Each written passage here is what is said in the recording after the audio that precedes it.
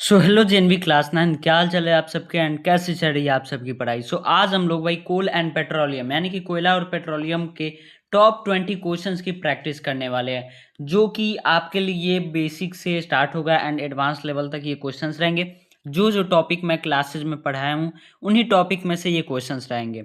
आप क्या करना कि वीडियो को पॉज करना, फिर उसके बाद एक क्वेश्चन एक नंबर लिख के जितना आपको ऑप्शन लगे वो लिख देना। ओके, फिर उसके बाद आप बाद में जब मैं आगे बताते जाऊंगा आंसर, तो आप मिलाना कि आपका सही है या नहीं है। ऐसे आप लोग प्रैक्टिस करना ताकि आप लोग भी देखते हुए चलना कि आपके कितने सही हो रहे हैं अपने हिसाब से। ओके, सो हम लोग आगे बढ़ते हैं, एक एक क्वेश्चन को देखते हैं। सबसे पहले कोल लीजिए यानी कि कोयला क्या है। कोयला क्या है? क्या ये रिन्यूएबल रिसोर्स है यानी कि नवीकरणीय संसाधन है? क्या इन एक्सहॉस्टिबल रिसोर्स यानी कि अक्षय संसाधन, या फॉसिल फ्यूल यानी कि जीवाश्म ईंधन, या ऑप्शन डी मिनरल यानी कि खनिज है? चलो मुझे बताओ। जैसा कि मैंने बताया था, जीवाश्म ईंधन जो कि भाई जल जाए, जो कि भाई ये जल जाए, कोई भी चीज़ है वो जल जाता है तो वो क्या हो गया? जीवाश्म ईंधन हो गया यानी कि फॉसिल फ्यूल्स हो गया। ठीक। क्या फ्यूल जो है जितने भी पेट्रोलियम्स वगैरह है, पेट्रोलियम पेट्रोलियम ये क्या जीवाश्म ईंधन है? तो 100% है भैया। तो कुल क्या होगा? जीवाश्म ईंधन होगा, यानी कि फॉसिल फ्यूल्स होगा तो 100% होगा। तो ऑप्शन नंबर सी क्या हो जाएगा भाई? सही हो जाएगा। यानी कि कोयला क्या है? तो फॉसिल फ्यूल यानी कि जीवाश्म ईंधन है। ओके, आगे बढ़ते हैं।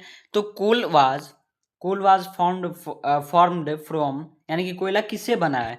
ऑप्शन है एनिमल यानी कि जानवरों से, ऑप्शन बी डेड प्लांट्स यानी कि मृत पौधों से, ऑप्शन सी रॉक्स यानी कि चट्टानों से, ऑप्शन डी वाटर। जो कोयला है भाई वो किससे बना है? कोयला किससे बना है? देखो, कोयला जो है वो बहुत सारी चीज़ों से भाई बना है, बट कौन कौन सी चीज़ों से आप मुझे बताओ एक एक करके। आप अपने माइंड में सोचो। देखो यार, जैसे कि मैंने बताया था, ध्यान से देखना।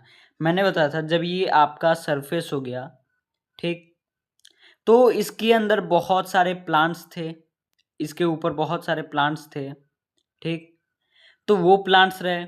अधिकतर जब आप कोई भी प्लांट्स वगैरह को जलाना, एक बार ट्राई करना सूखी लकड़ियों को जलाना, जब वो जल जाएगा भाई वो क्या बन जाएगा? कोयले के टाइप का बन जाएगा। तो इतना ध्यान में रखना, जब भी कोई क्वेश्चन पूछेगी कि कोयला किससे बना है, जानवर हो और मृत पौधे, तो मृत पौधे होगा। ओके, एनिमल से भी बना है, बहुत सारे लिविंग ऑर्गेनिज्म से भी मिलकर बना है। तो आप यहाँ पे मेनली हो जाएगा डेड प्लांट्स यानी कि मृत पौधे।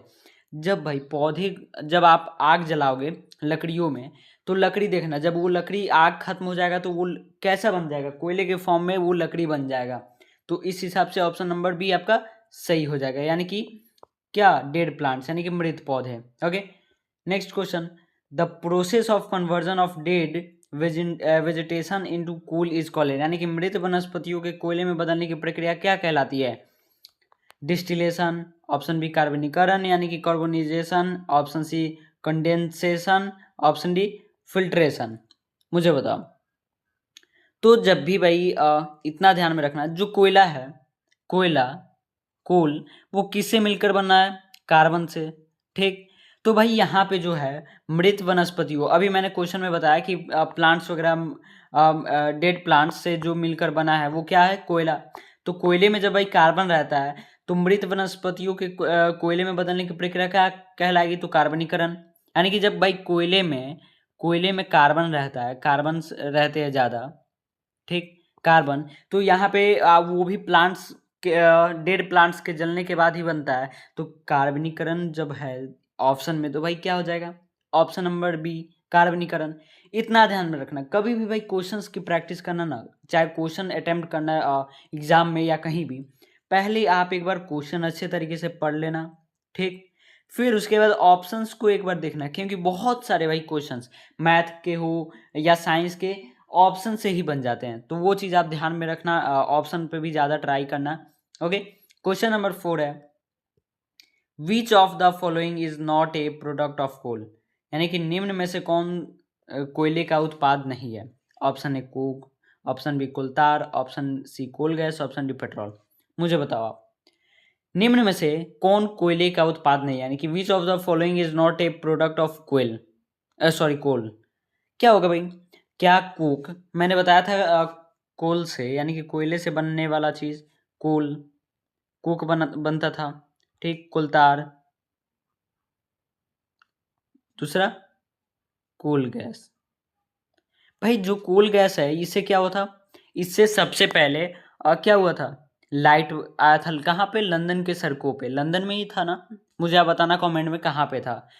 जहाँ तक आप बताना, जहाँ तक आप क्लासेस किए हो लास्ट क्लास, उसमें मैंने बताया था कि सबसे पहले लाइट कहाँ पे आया था एंड किस ईयर में आया था, आप मुझे बताना। एंड फिर उसके बाद इंडिया में कब आया था ये भी मुझे बताना, क्योंकि मैं पिछली क्लास में बताया हूँ ये चीज़। मैं यहाँ पे क्या करूँगा, यहाँ पे मैं एक डाल दूंगा, रुक जाओ,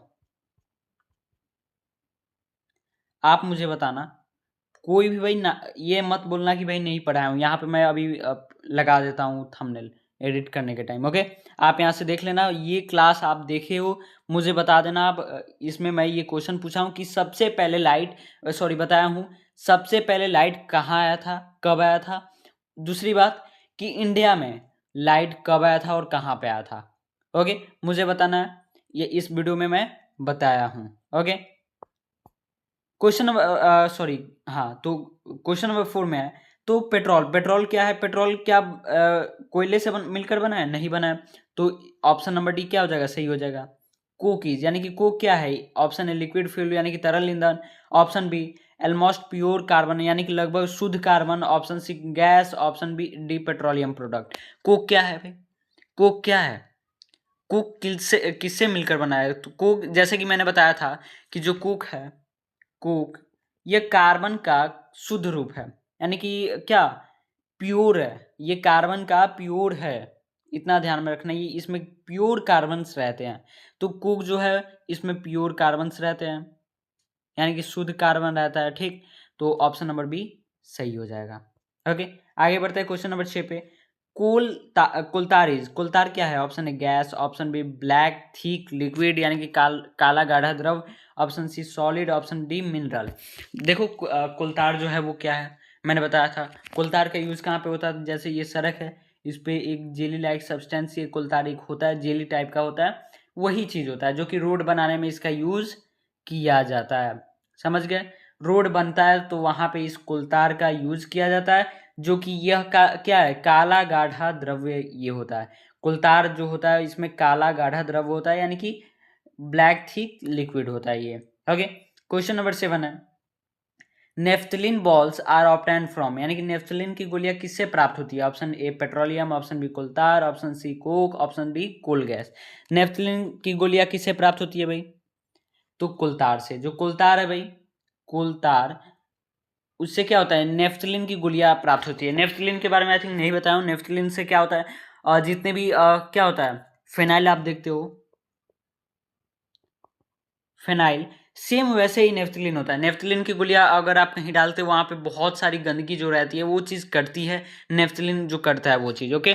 मानो जैसे फिनाइल रहता है वैसे ही नेफ्थलीन रहता है, फिनाइल जो है वो लिक्विड फॉर्म में रहता है, जबकि नेफ्थलीन जो है वो एक बॉल्स फॉर्म में होता है, यानी कि एक गोली के टाइप का वो रहता है, गोलियां जैसे दवा वगैरह रहता है वैसे ही वो नेफ्थलीन रहता है, ओके। तो ऑप्शन नंबर जो बी सही हो जाएगा, यानी कि नेफ्थलीन की गोलियां जो है वो किससे मिलकर बनी होती है, तो कोलतार से मिलकर बनी होती है। नेफ्थलीन का यूज़ कहाँ पे होता है, तो गंदगियों को काटने में होता है, यानी कि बहुत सारे गंदगी वगैरह हो जाती है कहीं, क्या होता है, नाला वगैरह रहता है, वहाँ पे भी डाला जाता है नेफ्थलीन, एक दवाई के समान उसका साइज शेप होता है, ये चीज़ रहता है, एकदम फिनाइल जैसा वर्क करता है, वैसे ही नेफ्थलीन भी करती है। नेफ्थलीन जो है वो फिनाइल से अलग इसलिए होती है क्योंकि फिनाइल लिक्विड फॉर्म में होता है एंड नेफ्थलीन दवा जैसी गोलियों के फॉर्म में होता है, ओके। नेक्स्ट क्वेश्चन पे बढ़ते हैं, which gas is obtain during processing of coal, यानी कि कोयले के प्रसंस्करण में कौन सी गैसें प्राप्त होती है भाई, option A oxygen, option B nitrogen, option C coal gas, option D helium. भाई मैंने बताया आपको, आई थिंक इसमें मुझे बताने की ज़रूरत नहीं है क्योंकि आप सबको मैं बता दिया हूँ। कोयले से भाई, यहाँ पे क्या है, which gas is obtain during processing of coal, यानी कि कोयले के निर्माण के जो कोयले को शुद्ध किया जाता है, रिफाइन किया जाता है, कोयले से अलग अलग निकाला जाता है पदार्थ, वो उस टाइम पे क्या क्या निकलता है भाई, क्या क्या निकलता है, पहले कोक निकलता है, ठीक, कोल गैस, कोल गैस, दूसरी क्या, भले थर्ड क्या है, कोलतार, कोलतार। तो यहाँ पे क्या है भाई, कोल गैस है, गैस की बात हो रही है तो coal gas, option number C क्या हो जाएगा, सही हो जाएगा। यानी कि कोयले के प्रसंस्करण के समय कोल गैस जैसे क्या गैसेज निकलती है, तो इतना ध्यान में रखना आप लोग। Question number 9, petroleum is also known, as कि पेट्रोलियम को क्या कहा जाता है? ऑप्शन ए ब्लैक गोल्ड यानी कि काला सोना, option B white gold, option C brown gold, option D silver gold. कोयले को क्या कहा जाता है? एंड पेट्रोलियम को भी क्या कहा जाता है? पेट्रोलियम, ये अच्छा मुझे ये बताना, सॉरी पेट्रोलियम मैंने बोला, आप मुझे कमेंट में बताना कि कोल को क्या कहा जाता है। जैसे पेट्रोलियम को हम लोग क्या कहते हैं भाई, काला सोना यानी कि ब्लैक गोल्ड कहते हैं, वैसे ही कोल यानी कि कोयले को हम लोग क्या कहते हैं? कोयले का भी कुछ ना कुछ होगा भाई। ओके, जैसे पेट्रोलियम का है भाई ब्लैक गोल्ड, वैसे ही कोयले का भी होगा कुछ। आपको मुझे कमेंट में बताना है कि कोयले को हम लोग क्या कहते हैं। ओके, क्योंकि आप लोग को भी भाई इस चैप्टर को पढ़ना है तो कुछ ना कुछ आपको भी रिसर्च करनी पड़ती है यार, समझो। एनसीईआरटी बुक में सारी चीज़ें दी रहती है, मैं बहुत बार बताया हूँ, बहुत बार कि भाई आप लोग एनसीईआरटी बुक को ज़्यादा पढ़ो, जितना ज़्यादा हो सके एनसीईआरटी बुक को फॉलो करो। NCERT book is most important part of your preparation, JNV preparation. Okay, तो जितना ज़्यादा हो सके एनसीईआरटी बुक को पढ़ो। तो भाई पेट्रोलियम को ब्लैक गोल्ड कहते हैं यानी कि काला सोना। आपको मुझे बताना है कोल को क्या कहते हैं। Question number 10, petroleum is found between, यानी कि पेट्रोलियम किन परतों के बीच पाया जाता है? Option A coal layers, option B rock layers, option C soil layers, option D sand layers. बताओ मुझे। तो पेट्रोलियम को हम लोग रॉक लेयर्स में प्राप्त करते हैं, यानी कि चट्टाने, मैंने बताया था भाई उस टाइम पे कुछ इस टाइप का रहता है, फिर उसके बाद चट्टाने रहती है, फिर उसके बाद एक और रहता है पानी, फिर उसके बाद कुछ ऐसे ऐसे बहुत सारे मैं डायग्राम बनाया था वही वाली क्लास में, इसके जस्ट पहले वाली क्लास में। ओके, जो मैं पहले वहाँ पे थंबनेल लगाया हूँ वहीं पे, तो वही चीज़ है भाई। जो भाई पेट्रोलियम है वो आपको मुझे बताना है कि कहाँ पे होता है, तो भाई मैं अभी बता देता हूँ आप, चलो यार। रॉक लेयर्स जो चट्टानों के पास में रहती है, चट्टानों के परत के बीच में, यानी कि found in between rock layers में पाई जाती है क्या? पेट्रोलियम। पेट्रोलियम रॉक लेयर्स यानी कि चट्टानों के बीच में पाई जाती है, इतना ध्यान में रखो आप लोग। क्वेश्चन नंबर 11 है, the process of separating petroleum into useful fractions is called, यानी कि पेट्रोलियम्स को विभिन्न भागों में अलग अलग करने की प्रक्रिया कहलाती है। Option A filtration, option B sedimentation, option D refining, option C refining, option D evaporation. मुझे बताओ आप। जो पेट्रोलियम को विभिन्न भागों में अलग किया जाता है, यानी कि पेट्रोलियम से बहुत सारी चीज़ें बनती है, जैसे पेट्रोल हो गया, डीजल हो गया, ठीक, petrol, petrol, okay, diesel and एक किरोसिन, किरोसिन होता है। तो वो चीज़ होता है, बहुत और भी निकलती है सारी, बहुत सारे सब्सटेंस वगैरह लिक्विड फॉर्म में निकलते हैं। वो कब निकलता है? कब निकलता है? क्या वो फिल्ट्रेशन करने के टाइम निकलता है, या सेडिमेंटन के टाइम, यानी रिफाइनिंग के टाइम, यानी इवेपोरेशन के टाइम? तो जो भाई ये सारी चीज़ें निकलती है, यानी कि पेट्रोल वगैरह निकलता है, पेट्रोल, डीजल, किरोसिन, ऐसे सारी चीज़ें निकलती है वो रिफाइनिंग करने के टाइम। जब भी पेट्रोलियम आता है तो उससे क्या होता है, उससे हम लोग भाई निकालते हैं पेट्रोल, डीजल अलग अलग टेम्परेचर पे रिफाइन करने के बाद। तो वो चीज़ क्या होता है, रिफाइनिंग करने के टाइम ये सारी चीज़ें निकलती है, ना ही हमें फिल्ट्रेशन करने के टाइम, ना ही सेडिमेंटेशन करने के टाइम, ना ही इवेपोरेशन करने के टाइम। जब भी ये चीज़ निकलती है तो रिफाइनिंग करने के टाइम, इसलिए भाई बड़े बड़े कारखाने रहते हैं। क्यों? क्योंकि इन सारी चीज़ों को अलग करने के लिए, रिफाइन करने के लिए रहता है। क्योंकि पेट्रोलियम जब भी आता है भाई रॉक वगैरह, समुद्र वगैरह से, सी वगैरह से, तो उसमें बहुत सारे सब्सटेंस मिले रहते हैं, उसमें बहुत सारे सब्सटेंस मिले रहते हैं, बहुत सारी उसमें गंदगियाँ भी रहती है। तो ये सारी चीज़ों को अलग अलग किया जाता है प्योर, जिसमें अलग अलग पार्ट में रहता है। पेट्रोलियम इसमें बहुत सारे शुद्ध वगैरह रहते हैं, प्योर होते हैं, बहुत सारे इसमें भी गंदे रहते हैं। ओके, तो question number 12, where is petroleum refined, यानी कि पेट्रोलियम को कहाँ शुद्ध किया जाता है? Option A mine, option B factory, option C refinery, option D laboratory. बताओ मुझे। तो जहाँ पे भाई कुछ भी रिफाइन किया जाता है तो उसे क्या बोला जाता है? रिफाइनरी बोला जाता है। कुछ भी, जैसे आप चाय छानते हो, चाय छन्नी आई थिंक बोला जाता है, ठीक, चाय छन्नी, छन्नी आप बोलो। ओके, छन्नी होता है, स्पेशली उसका यूज भाई चाय को छानने के लिए होता है, बिकॉज मुझे भाई चाय बहुत पसंद है। आप लोग को बताना कितने लोग चाय पीते हैं, कितने लोग नहीं पीते। तो भाई जो चाय छन्नी होती है वो चीज़ अलग करती है ना। चाय होता है, ठीक, चाय, एंड उसके बाद टी लीफ यानी कि चाय पत्ती, यानी कि चाय और चाय पत्ती को अलग करता है कौन? ये चाय छन्नी, यानी कि छन्नी जिसे हम लोग बोल देंगे सिर्फ, ठीक। छन्नी जो होता है वो चाय को अलग करता है। उसके बाद जो चाय पत्ती होती है, चाय की पत्तियाँ, उसे अलग करता है कौन? छन्नी। वैसे ही भाई पेट्रोलियम को शुद्ध करता है रिफाइनरी, यानी कि एक इस पर एक क्या हुआ है, यहाँ पे बहुत सारी छन्नियाँ वगैरह लगी रहती है मशीन के रूप में, तो वही चीज़ हो गया इससे। तो ऑप्शन नंबर सी क्या हो जाएगा भाई? सही हो जाएगा, यानी कि रिफाइनरी। अगर भाई कोई भी चीज़ देखो, इतना ध्यान में रखना, कहीं भी क्वेश्चन आता है कि किसी चीज़ को शुद्ध करने के लिए, प्योर करने के लिए, या कहीं अलग करने के लिए, रिफाइन करने के लिए, तो वो कहाँ पे होगा? तो रिफाइनरी में होगा। किसी चीज़ को तोड़ने के लिए, इन सारे बहुत सारी चीज़ें, तो वो सारी चीज़ें फैक्ट्री वगैरह होती है, चाहे जैसे चीनी वगैरह बनती है, वो चीज़ कहाँ पे बनती है? वो फैक्ट्री में बनती है। या चावल वगैरह हो गया, और जो पैकेज वगैरह होती है चावल की, वो चीज़ कहाँ होता है? वो चीज़ फैक्ट्री में बनता है। ओके, क्वेश्चन नंबर 13 है, which fuel is used in homes for cooking, यानी कि घरों में खाना पकाने के लिए कौन सा ईंधन उपयोग होता है? ऑप्शन है petrol, option B diesel, option C LPG, option D kerosene. चलो यहाँ से एक और चीज़ बता देता हूँ, पेट्रोलियम का यूज़ कहाँ पे होता है?